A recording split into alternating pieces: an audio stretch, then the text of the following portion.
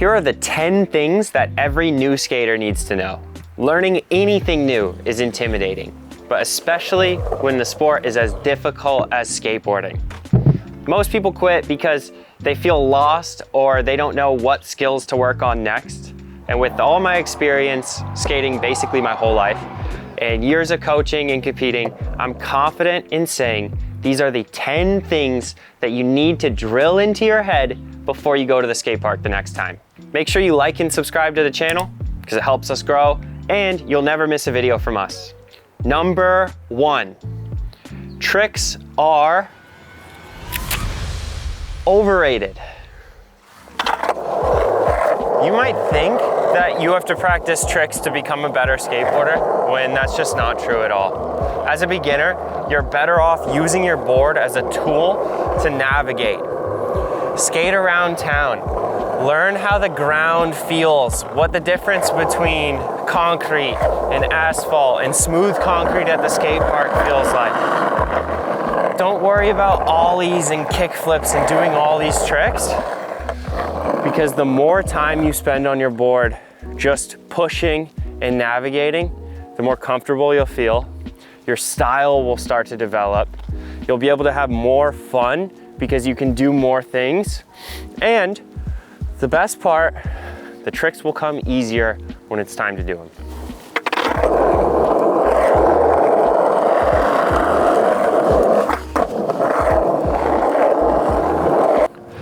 At first, you just want to get comfortable moving.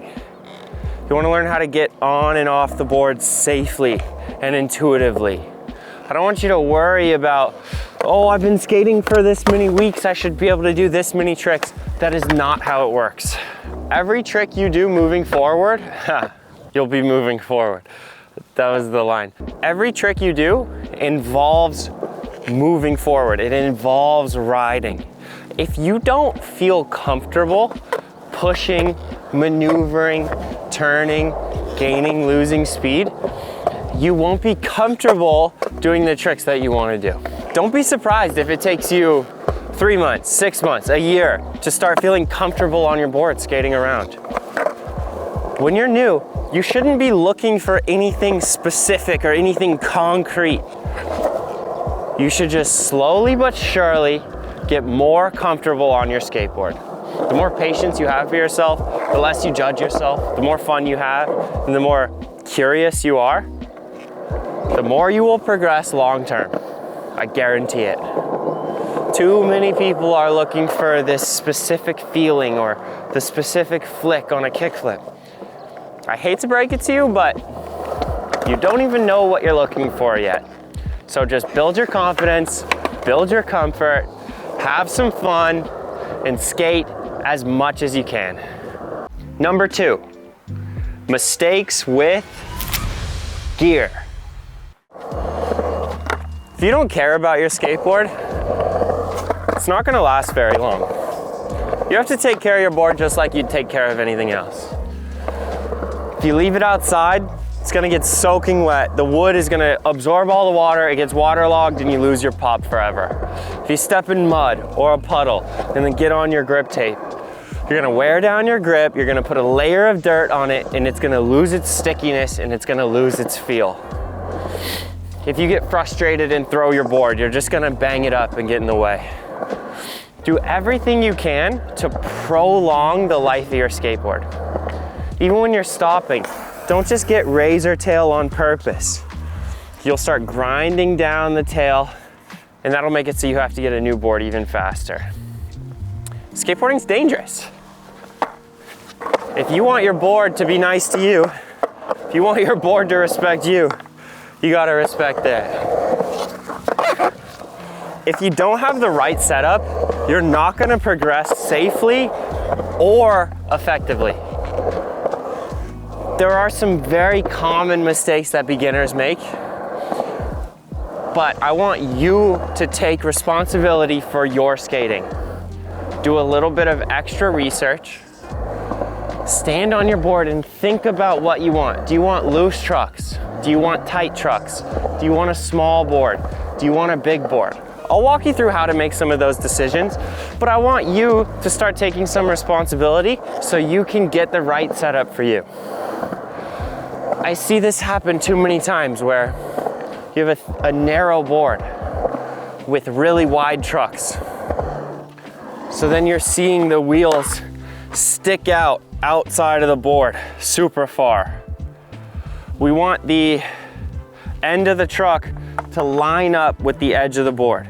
If you want tight trucks, get hard bushings, because if you get medium bushings or soft and then just tighten them down all the way, the only thing you're gonna do is crack your bushing from over compressing it, and then the turning will be inconsistent and it won't even give you the feel that you're looking for.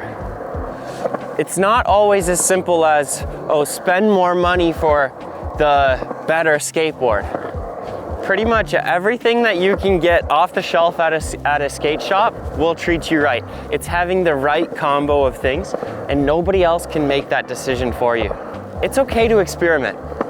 It's okay to try different trucks, different size boards, different size wheels. The first thing you want to do when it comes to gear is build a feel for how your gear reflects your skating. And this is a long-term process. It starts from day one and it goes on forever.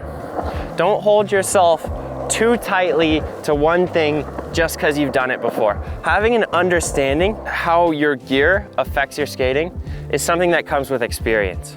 But as you experiment with it and as you spend more time on the board, you'll only gain respect for how much your gear affects what you can and can't do at the park. Number 3, how to turn. When it comes to turning, there are 2 schools of thought. You can just lean your body off of the board, either backside or front side, or you can push and pull on your toes. At first, I would use your ankles and your calves and get some control of your feet to learn how to turn.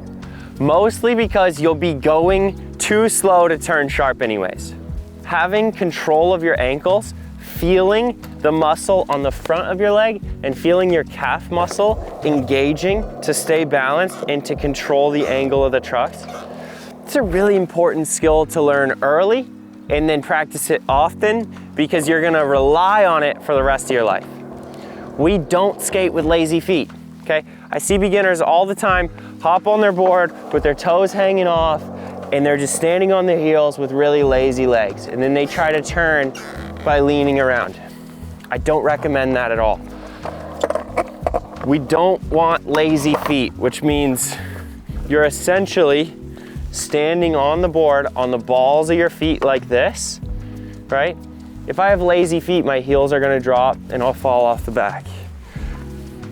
So we stand on the board as if we were standing on this rail. You're on the balls of your feet. If you wanna turn, you could push your toes down. If you wanna turn heel side, you can push your heels down into the ground. Get a sense of that. At first, it's gonna feel awkward. It'll get a little bit more intuitive. Obviously, it's combined with a little bit of body shifting, but that should be the natural aspect. The only thing you'll have to keep track of really diligently is using your feet. The second way to think about turning, we're gonna be leaning off of the board on our toe side or our heel side. One note for the heel side one, you're not facing your chest in the air to lean back. That doesn't really do anything. Look, I'm just standing here. I'm not falling back at all. I could lean back as much as I want, nothing happens. To turn front side, sit your hips back, okay? You have to be falling backwards for that turn to take place.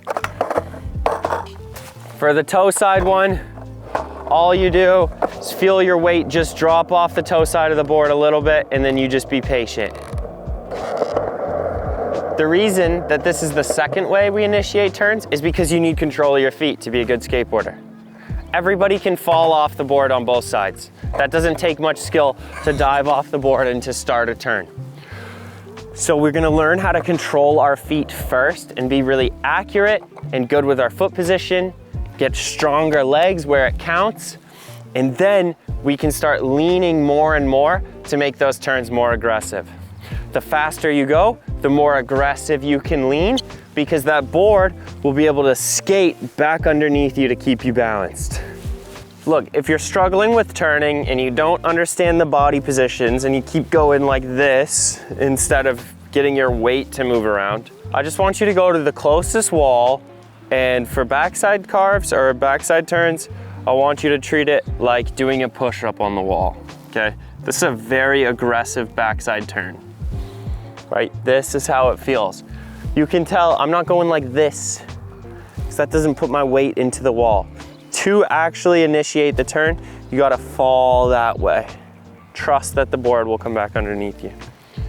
For frontside carves, it's the same thing, okay? I see this, I see all these things. All you need to do is put your weight into the wall. This is such a strong frontside carve, it would blow your mind. Fun little tip that I'm gonna add on here, because I like it so much. You can sit back, lean your upper body forward, so it's very comfortable, but you're still turning frontside because your weight's against the wall, okay? So you don't have to lean your upper body just to get back. Really useful. Number 4, falling is normal. It's normal to fall, but it's also a skill. Think about it. If you can fall safely, you can try any trick you want as many times as you need to. The first step when it comes to falling is learn how to get off the board when you want to get off the board. It's worth practicing just skating and getting off and figuring it out. What happens when you get scared is you start to tense up, maybe you stand really tall, and then a lot of people try to step off the board with their front foot, get stuck on the board, and then go over the top. In general, if you can stay loose and stay fluid and stay low to the ground, you're gonna be fine.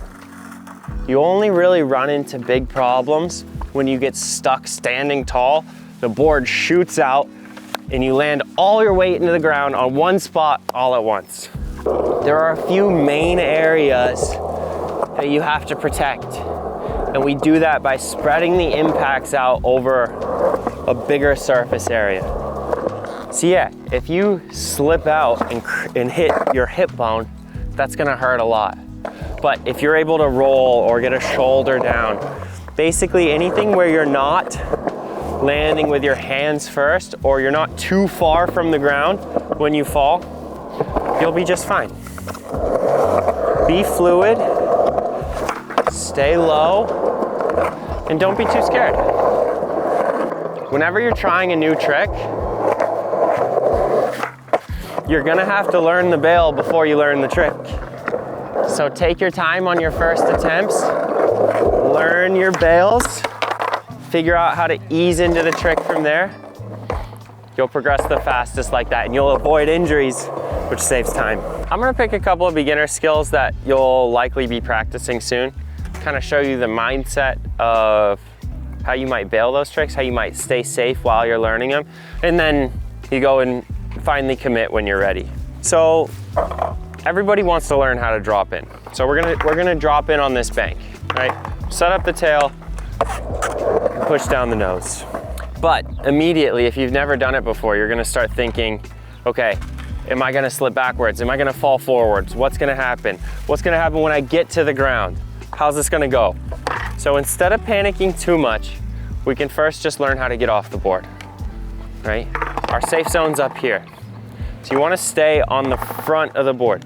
The only thing we really want to avoid is the board staying in front of us, because then you end up backwards. When you're thinking about how to try your first drop in, you're gonna get your weight up over the front truck, and you can push your front foot down, and you have all this room out in front of you. There is no issue with going that way.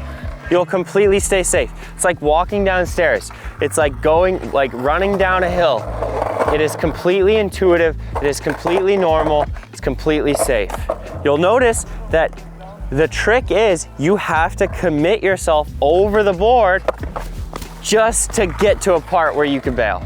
I like the bails that keep you safe and that go towards the make, okay? If I see someone bailing by getting stuck behind the board and they're just never getting the front down, I'm like, sure, you survived, but I don't think it really took a step towards the make. There's two things that you want to think about. Is it safe? Is it beneficial? Okay? Because as soon as you gain some confidence, all you have to do is throw your weight into the same spot, maybe a little bit over the board, and you're on. You can get off at any time. It's a pretty easy thing to manage once you get the idea right.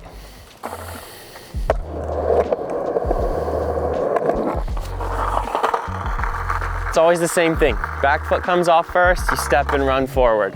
You see if it's up a bank, if it's down a bank, if it's on flat ground, it's all the same. You're never taking your front foot off the board first, because when your back foot's on the tail, you can't take your front foot off. When it comes to dropping off of a ledge,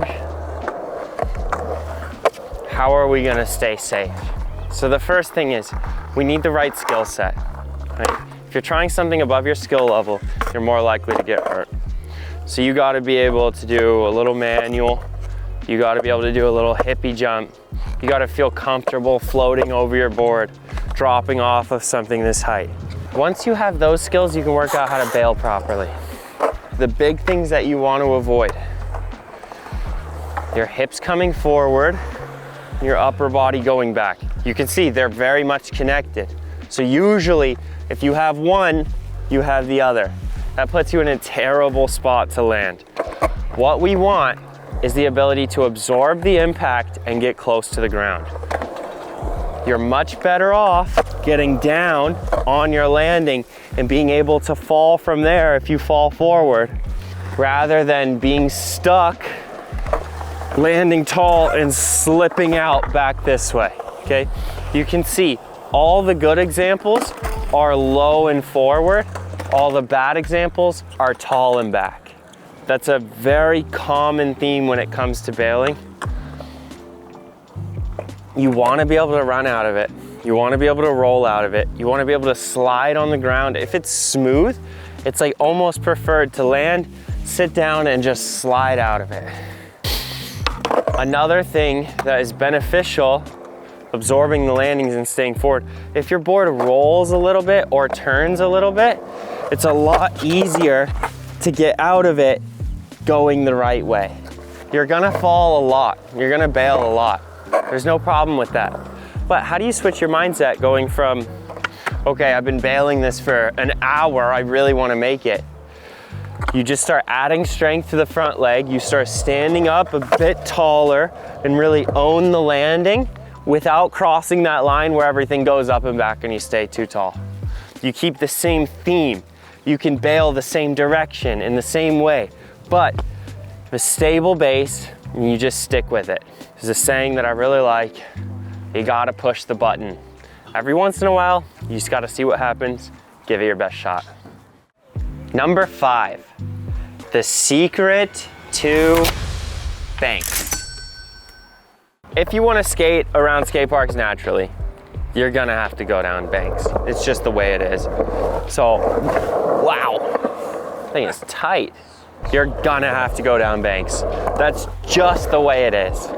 So, the first issue that I see every beginner run into is they think starting really slow on the deck will help them because the whole thing will be a lot slower. And the reason that's wrong is if you start stopped, that will create a bigger change of speed as you go down the ramp. So as soon as my wheels cross this line, I'm gonna start accelerating really fast. For a beginner, that's really difficult to adapt to because you're slowly gonna have to move your weight forward over your front foot just to keep up with the board. Once that board gets out in front of you, you are screwed.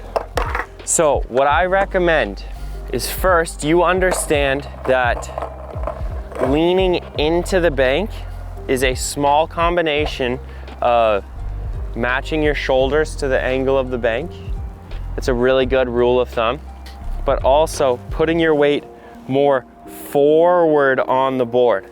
Not forward like this, but if you're on flat ground, you can stand back here. If you want to go down a bank, you can move your weight up over the front of the skateboard, and that will tip you naturally. If your weight is over the back trucks, as soon as we start going down, that board is gonna wanna shoot out in front of you. Once the board's in front of you, you can't get it back. So I want you to think about where your body is relative to the board, and a little bit less leaning forward and backwards, right? You can match the angle of the bank and just stay there. It's not that complicated, right? You can pretty much always skate like that. The real issue comes when you start moving around on the board.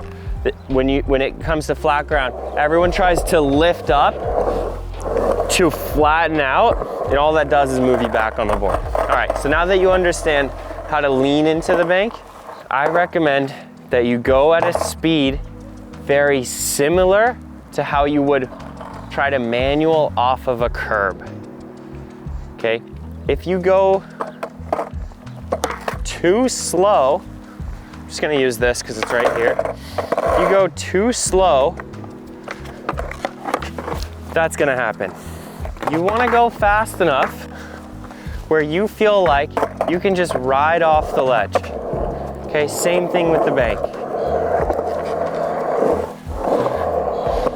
If you can make the change of angle as light and as easy as possible, you won't have to adapt to as big a change of speed, and it'll be easier to balance. The last point, if you want to get low, you have to be strong, okay? There's a difference between getting low and staying strong and just collapsing. I don't care how low you want to set up.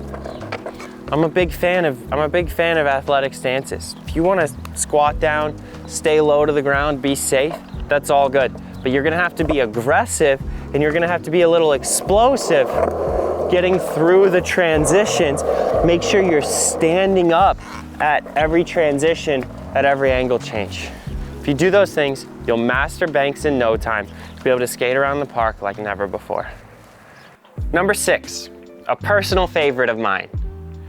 Manuals are goated. And the reason for that is by practicing manuals, you are practicing every fundamental skill that you need on a skateboard. If you want to get better at just overall balance in turning and body control, if you want to get softer but stronger legs, if you want to be able to balance better so you can drop in and pump efficiently, all of these skills come back to being able to hold a really nice manual. One of the ways that manuals are useful that nobody really thinks about is when you take off for an ollie, you take off from a manual position. We'll discuss this more later in this video, but you're essentially jumping off of the back truck. So if you can't hold a manual, you're gonna have a much harder time finding that spot that you really need to balance on, that you really need to squat over, just to get that board to react how you want. So manuals truly are the foundation for every popping trick. Maybe you wanna do flyouts or ollie downstairs. You're gonna need this balance point. You're gonna need to be able to find that manual on a dime whenever you need it. My favorite part is it's completely safe to practice. It's safe and easy to practice. The thing that's overlooked the most in skateboarding is just how fine-tuned your balance needs to be to get the board to react how you want. We're always using those micro adjustments that you can only find in a manual. We're always using those adjustments as we're going up transitions and back down and through corners. You need to be able to load your front leg more And you need to be able to load your back leg more when the time comes. So once you can hold a manual without thinking, you'll have access to all those little adjustments that you need. Even when you're doing tricks like 50-50s, you're gonna need to be able to control your weight over your back truck, because that's what brings you back into the ramp. So I'm not just flopping up on my front truck like this, essentially losing my manual. Getting into the 50-50 in a position that's very close to the one you'll be practicing all day. It's all about finding those meta skills that you can bring with you so you can practice safely. So when the time comes to do a 5-0, you know how to get there.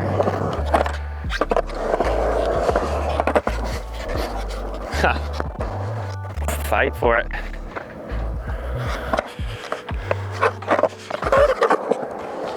So even when it goes sloppy, even when everything goes weird, if you can adjust your weight in those fine-tuned ways, you'll be better off because of it, and more than you know.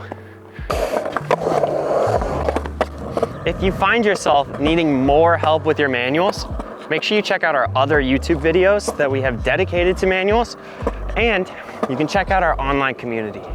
Hundreds of tutorials in there. We have a great 3-phase program that focuses a lot on these micro adjustments I'm talking about. And I do video reviews in there. So if you're having trouble or you feel stuck, you can always send me a video and I'll get back to you with the answers. The great part is we're running a 7-day free trial right now, and the link's in the description. So go check it out. Probably fast forward this part.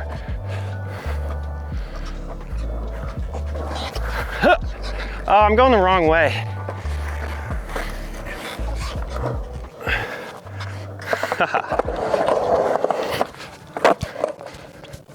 Number 7, how ollies work. How ollies work. I'm sure if you're watching this and you're a new skater, you want to know how ollies work. There's a million tutorials that say the same thing. Slide your front foot, don't jump. There's so many different things. There's so many different things on YouTube. If you've watched our videos, you know the general idea.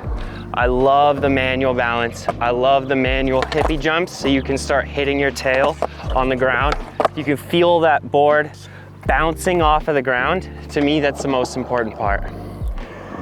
I don't want to get too in-depth on the front foot action because we have other videos on that, but I want to talk about the important bit. The important part is not your front trucks. I want you to focus on your back trucks. Your ollies are defined by how high your back trucks get.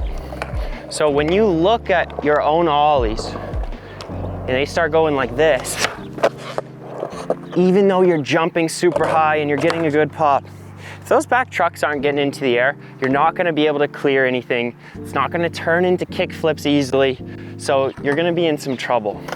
So what I want you to get the hang of is how you can hook your front foot on the nose and pick the tail up with a little bit of leverage so your board rotates into the air like a pendulum. So to do that, the front foot path, it's got to go something like this, where your front foot comes back a little bit and it goes up and over the top and then back to where it started. That motion will get your tail into the air better than anything else. When you're going up a manual pad or something like this, all you have to focus on is getting that tail up into the air. Your front trucks will naturally clear most things just by hitting your tail on the ground. So if you over focus on getting your front trucks into the air, you can run into this problem where you're always hanging up, you're always clipping. And if you're not doing that circular motion with your front foot, you're gonna end up doing this thing where you pick it up and then you push down to try to pick the tail up, right? It ends up looking like this. Or even worse, your board starts turning front side and you don't know what to do. The only difference on this one is I'm just gonna pick my back foot up and let it float.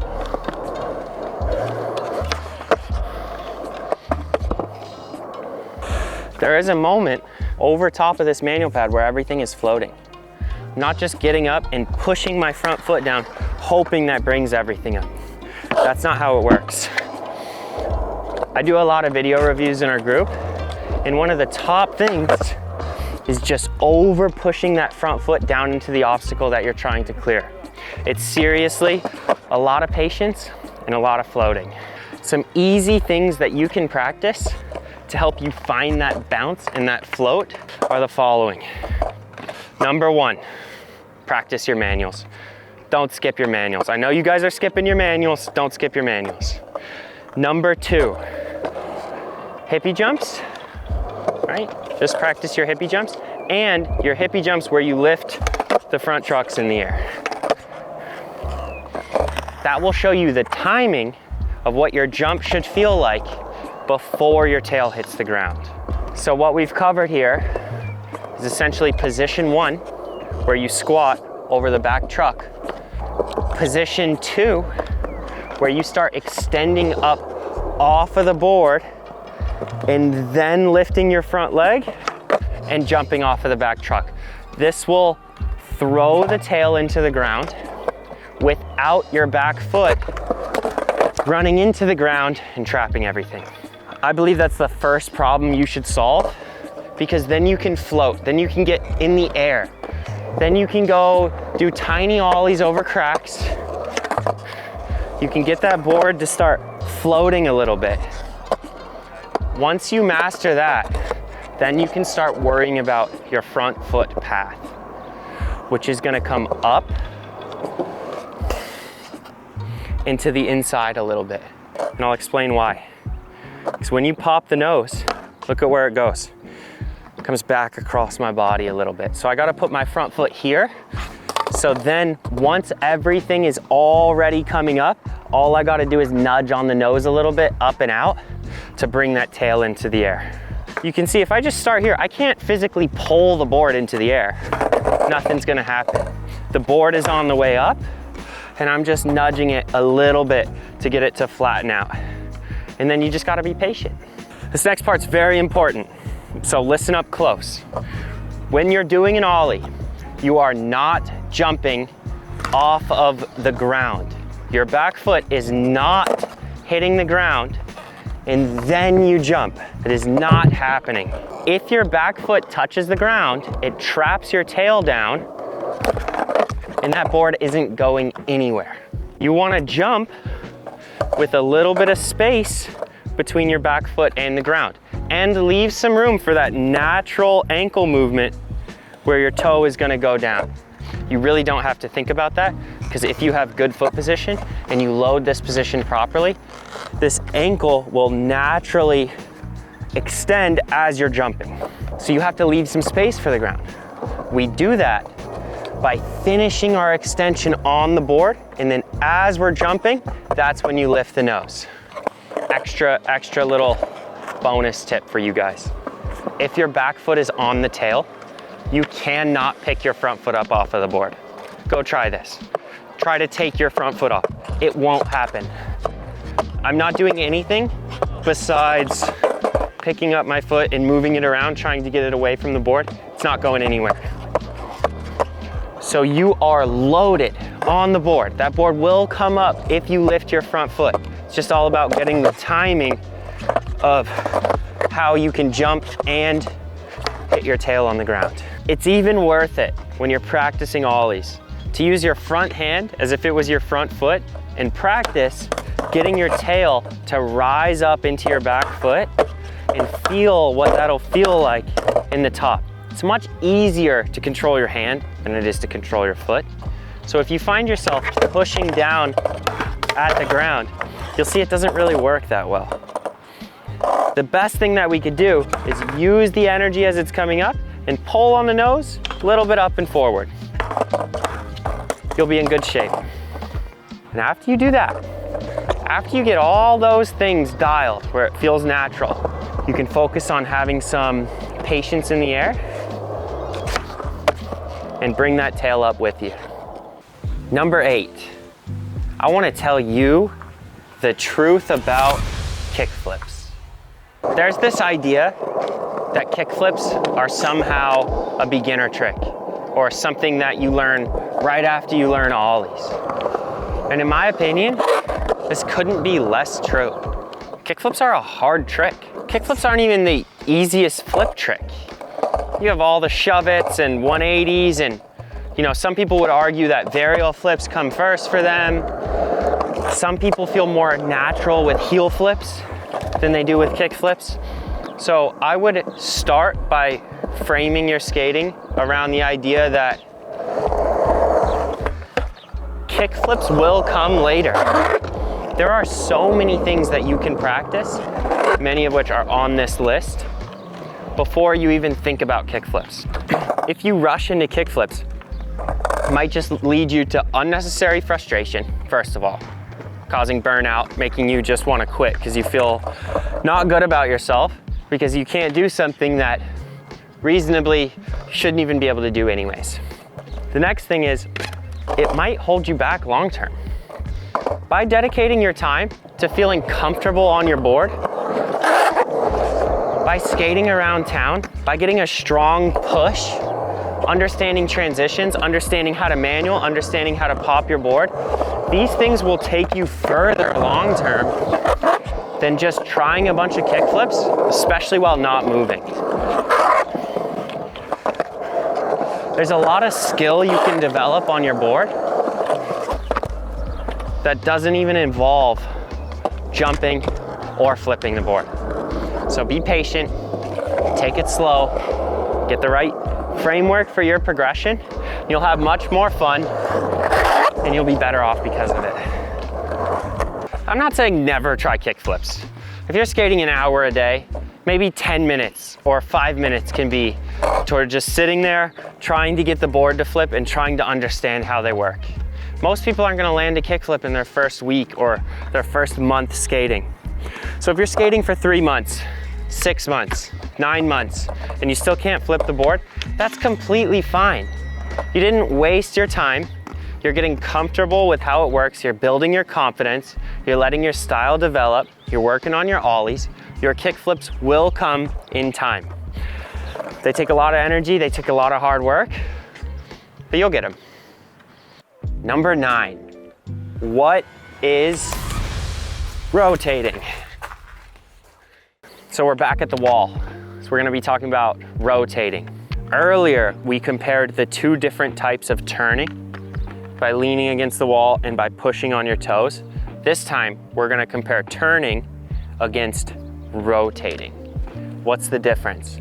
Most people don't know that there's a difference between the two. And when you find yourself trying to turn backside, like carving around a bowl, you see a wind up and you see a rotation. But if you notice, my weight isn't moving towards the wall. So that means we're likely not turning. You can rotate, you can wind up and jump and rotate and never turn at all. So let's completely separate those and let's talk about what that looks like if you're rotating instead of turning. You can rotate a kick turn without ever turning. You can turn a kick turn without ever rotating. But more often than not, you'll use a little bit of both. But it's important to understand that those are 2 separate tools that you're using at once. And when we get in the bowl, you'll see why that becomes important. So, if you want to carve around a corner backside, we're going to use turning to do it. Go in a straight line, lean against the wall in front of us, and then come out of it. Most people think you also have to use a bit of rotation. They end up open and then they try to rotate out of it and it ends up feeling more awkward than it does good. Same thing for front side. Go in a straight line and just sit back against the wall behind us to start turning so you can take the corner. Again, you don't have to rotate. You don't have to open up to look where you're going because that's not really helping you turn. If you think about it, I can rotate however I want and I can turn this way just by leaning.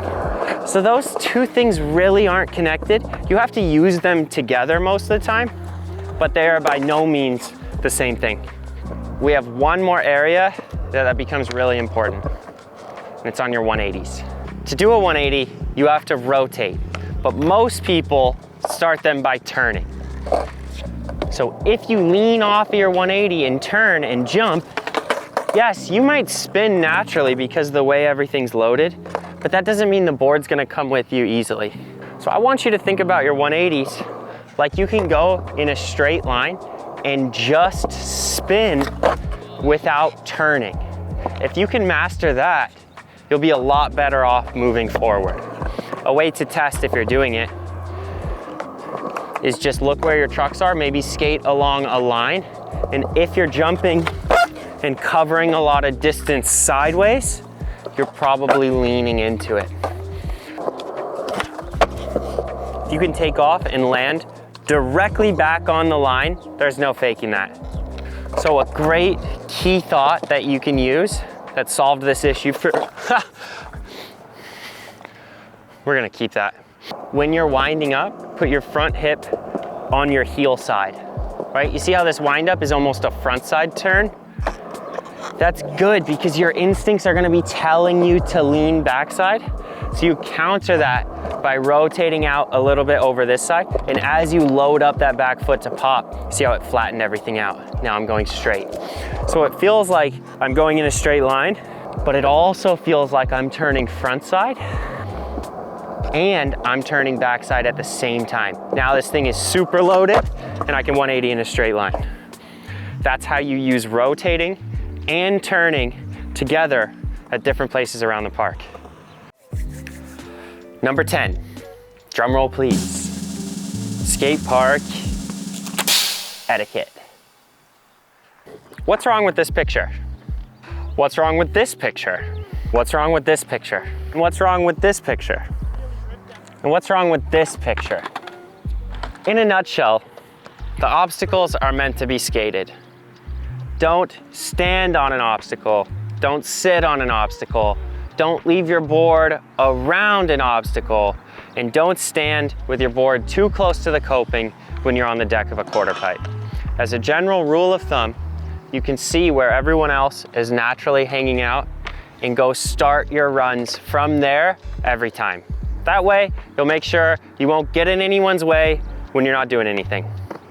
And it's always good form when someone lands a trick to take your front wheels and smash them into the ground. It'll go a long way. And if you fall and you're okay, make sure you stand up quickly so you don't worry anyone and you can be respectful and get out of the way.